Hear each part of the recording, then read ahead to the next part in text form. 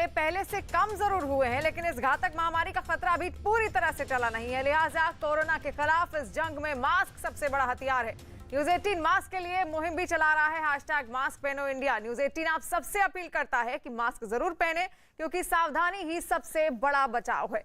वहीं पाकिस्तान की राजधानी इस्लामाबाद में बैठकों का दौर चल रहा है और पाकिस्तान की सरकार, वहां की सेना और खुफिया एजेंसी ISI के लोग माथापच्ची कर रहे हैं। आप भी सोच रहे होंगे कि ऐसा क्या हो गया कि पाकिस्तान की सरकार और सेना घबरा गई।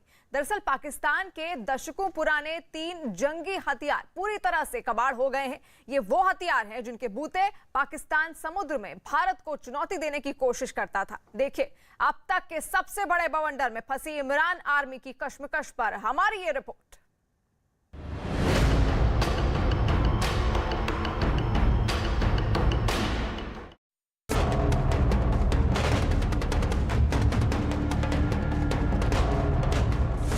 बवंडर में फंस गई बाजवा ब्रिगेड, बर्बाद हुई पाकिस्तान की नौसेना, रक्षा कवच टूटने से परेशान इमरान। अपने आका चीन के इशारे पर पाकिस्तान हिंद महासागर में भारत से बराबरी का सपना देखता रहा है।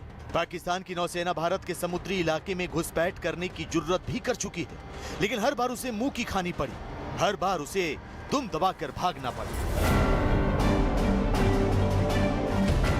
मगर अब इमरान खान और उनके सिपह सालार जनरल कमर जावेद बाजवा अपनी नौसेना को लेकर कुछ ज्यादा ही फिक्रमंद हैं।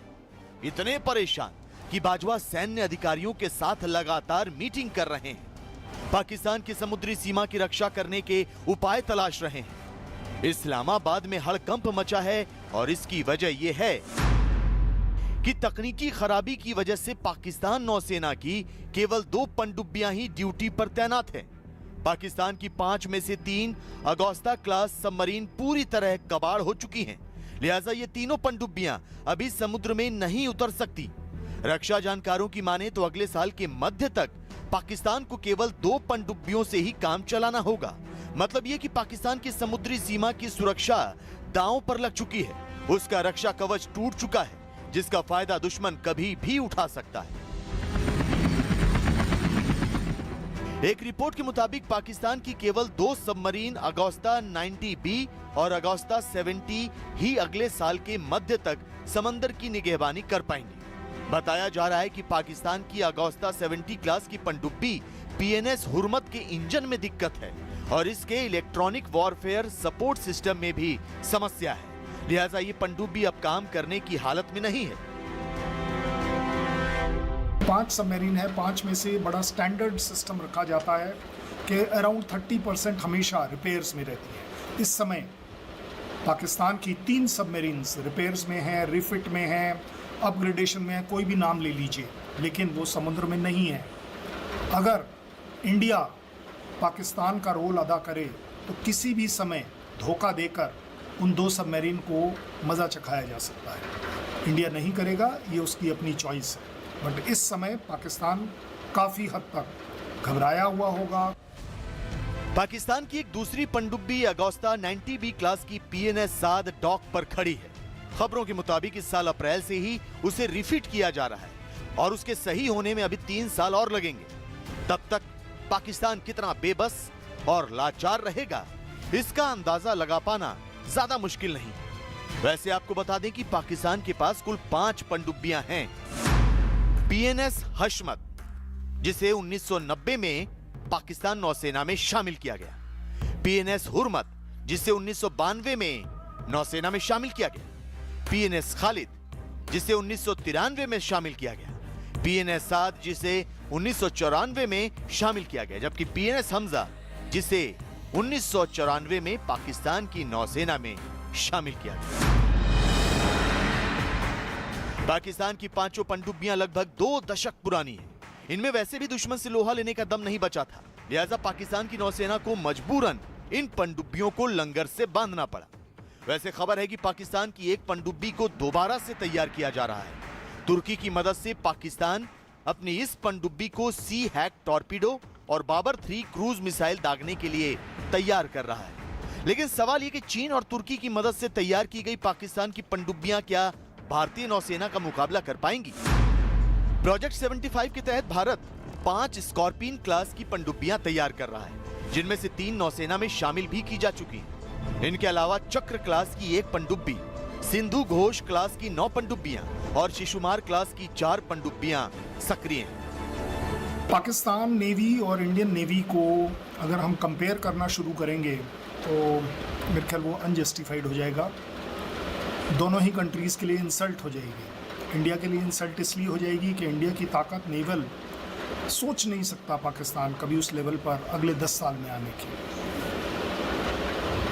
अगर आज की तारीख में सबमरीन्स को कंपेयर करा जाए तो अगर पाकिस्तान के पास सिर्फ 5 डीजल इलेक्ट्रिक सबमरीन अगर हैं तो इंडिया के पास 15 हैं, और 15 के अलावा न्यूक्लियर, वो भी एक अपने आप में बहुत बड़ा थ्रेट है।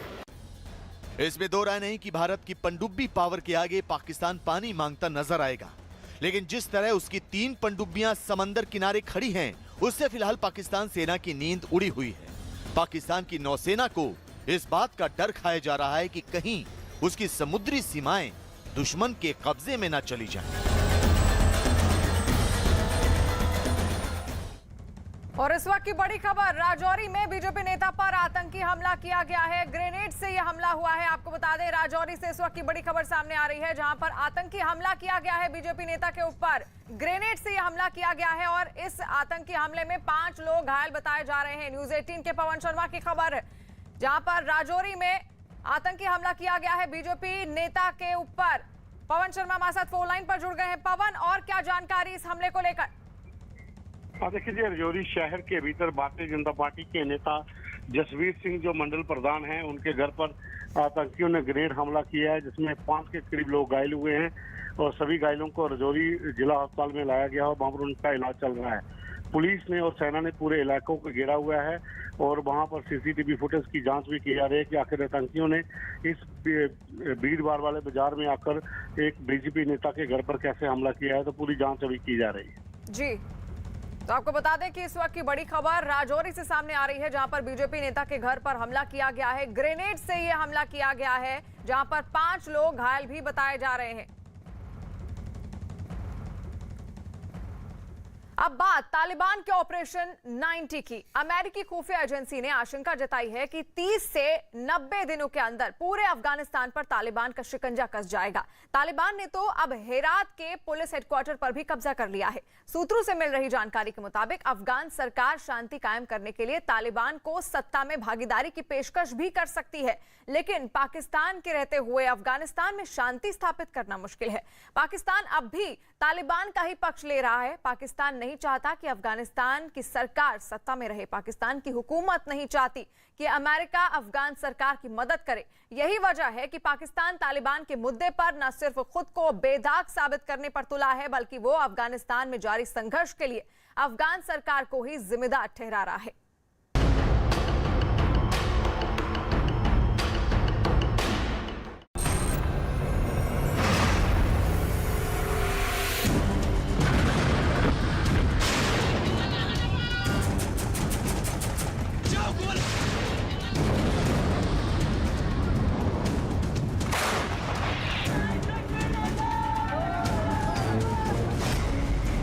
नब्बे दिनों में अफगानिस्तान पर तालिबान राज।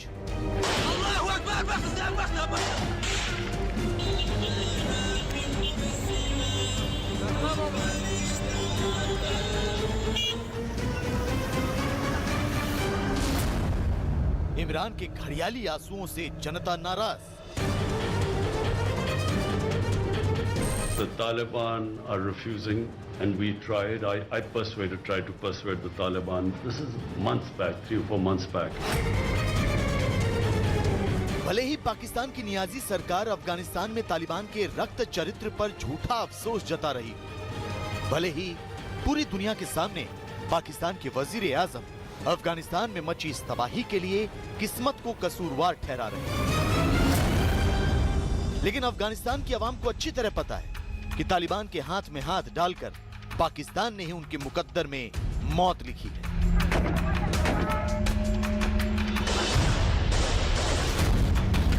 पाकिस्तान ने अपने पालतू आतंकियों और अपने सिपाहियों को अफगान आर्मी के खिलाफ जंग लड़ने के लिए भेजकर तालिबान के हाथ मजबूत किए हैं। इससे पहले कि हम आपको पाकिस्तान की वजह से बर्बाद हुए अफगानिस्तान की तस्वीरें दिखाएं, सुनिए इमरान खान ने किस तरह तालिबान के साथ अपने संबंधों का बचाव किया और सारा कसूर अफगानिस्तान की मौजूदा सरकार पर मढ़ दिया। Right now, from what I can see, they are blaming Pakistan as well as they are now trying everything to somehow get the Americans back into Afghanistan. You know, the whole posturing right now is that they're blaming the Americans for this debacle, Pakistan and the Americans. And they are trying to somehow persuade the Americans to actually intervene. And Imran Khan की माने तो अफगानिस्तान की अशरफ गनी सरकार ही वहां मची तबाही की गुनहगार है, जबकि अफगानिस्तान की सरकार खुले तौर पर इस बात को कह चुकी है कि पाकिस्तान ने तालिबान का साथ देने के लिए 20,000 से ज्यादा आतंकियों और सिपाहियों को भेजा। अफगान सरकार के इल्जामों को पुख्ता करते कई सबूत भी हैं। ऐसे में इमरान खान की खुद को पाक साफ साबित करने की कोशिश कभी कामयाब नहीं होगी। पाकिस्तान चाह कर भी अपने गुनाहों के दाग धो नहीं पाएगा। तो यही चाहेंगे कि अगर ऐसी चीज़ें हो रही हैं तो बिल्कुल बंद किया जाए। पाकिस्तान के रोल या बाहर के किसी भी कंट्री या जिस तरह से कोई नेगेटिव रोल उसमें अगर प्ले कर रहे हैं, उस पर तो हम उसको तो चर्चा कर ही रहे हैं और बाकी लोगों से भी इस विषय पे आई कैन से कि वर्ल्ड में सबको मालूम है कि किस तरह का रोल हो रहा है और किस तरह के कंसर्न्स उनके हैं कि पाकिस्तान की तरफ से जिहादी एलिमेंट कह लीजिए, आतंकी एलिमेंट जो उधर अफगानिस्तान में क्या कर चुके हैं। इस पे पूरी दुनिया जानती है, हमें बताने की इतना जरूरत तो नहीं है। दुनिया की आंखों में, खास करके अमेरिका की आंखों में अच्छा बनना चाहता है और वो दिखा रहा है कि हम तो देखो तालिबान के साथ में नेगोशिएशंस कर रहे हैं, बातचीत कर रहे हैं, लेकिन घानी जो है प्रेसिडेंट है वो हमें इस चीज़ को स्कटल कर रहा है, करने नहीं दे रहा, उसको स्टॉल कर रहा है ताकि वो उनके दुनिया के सामने ये गुडविल क्रिएट करना चाहते हैं कि हम तो इस जो संघर्ष है इसके अंदर हम तो मदद करना चाहते हैं और यहाँ पर पीस होना चाहते हैं। लेकिन ये सब दिखावा है, घड़ियाली आंसू हैं और वो सिर्फ इससे कुछ ना कुछ फ़ायदा उठाना चाह रहा है। लेकिन असल सवाल तो ये है कि इससे सबसे ज्यादा नुकसान तो अफगानिस्तान की जनता को हुआ, जो आज अपना घर बार छोड़कर अपने ही देश में शरणार्थी की जिंदगी गुजारने को मजबूर है। ما خواهیم زیر جنگ ماندیم، در زیر زد خورد ماندیم، ما را هم جای درد داد دیگه کردیم. ما یک سر خود گرفته برآمدیم، اینم یک تگریگا که اینم یک تا بایک گرفته آمدیم دیگه چیز خانه که خلال کاروبار هم دوست داره. اگه مسلمان امور هم به کاردش حال وسیله نمیکنه از شهر بیای بخره، چون که راه ناامنه، شهر ناامنه.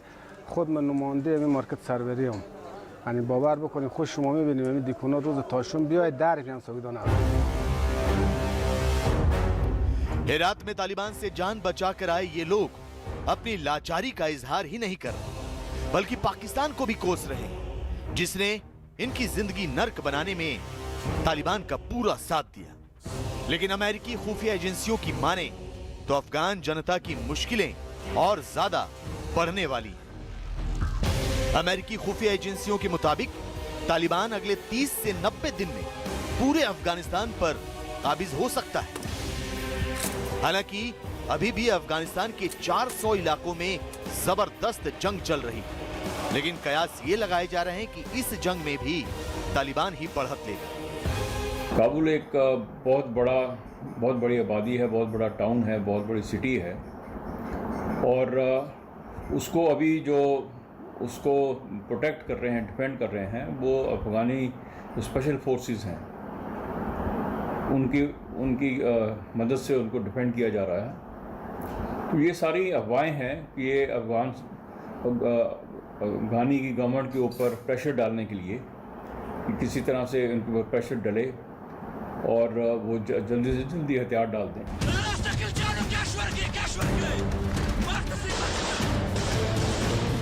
अगर तालिबान इसी तरह आगे बढ़ता रहा और 3 महीने के भीतर पूरे अफगानिस्तान पर काबिज हो गया तो अफगान आर्मी के सामने हथियार डालने के अलावा कोई दूसरा चारा नहीं बचेगा। लिहाजा अमेरिकी खुफिया एजेंसियों के खुलासे के बाद अफगानिस्तान की अशरफ गनी सरकार में हड़कंप मच गया और तालिबान को मात देने के लिए अफगान सरकार ने 3 चरणों वाला मास्टर प्लान तैयार किया, जिसके तहत पहले चरण में अफगान आर्मी की हार को रोकने की कोशिश होगी, दूसरे चरण में सैनिकों को फिर से इकट्ठा करने की कोशिश होगी ताकि उनकी मदद से शहरों के आसपास सुरक्षा घेरा तैयार किया जा सके, जबकि तीसरे चरण में तालिबान के खिलाफ आक्रामक कार्रवाई शुरू की जाएगी।